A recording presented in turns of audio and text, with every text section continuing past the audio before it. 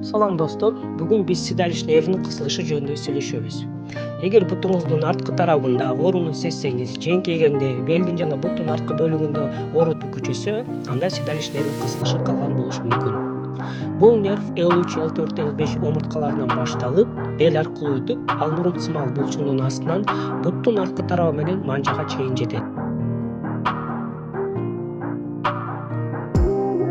Биринчи көнүгүү карын булчуңдарын активдештирүү.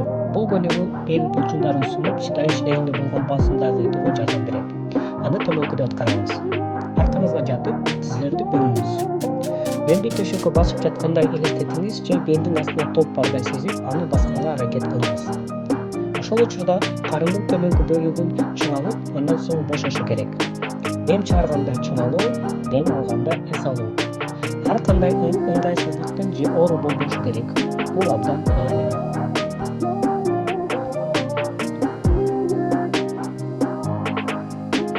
Экинчи көнүгүү белди бошоңдотуу жана суу.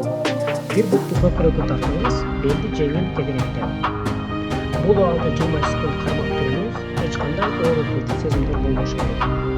Андан соң экинчи бут менен кайталайбыз. Ар бир бут менен 20 секундтан 3 жолу кайталайбыз.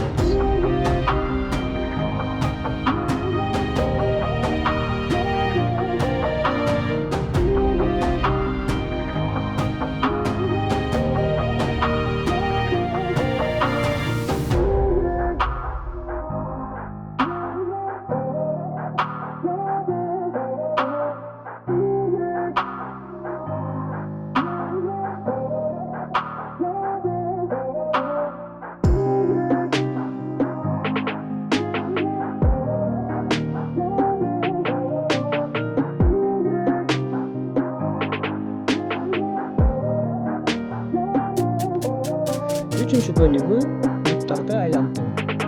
Буттарды жеңил түрдө бир тарапка жана экинчи тарапка бурабыз. Бул көнүгүү седалищнерине болгон басымды азайтууга жардам берет. Маанилүү. Шашпай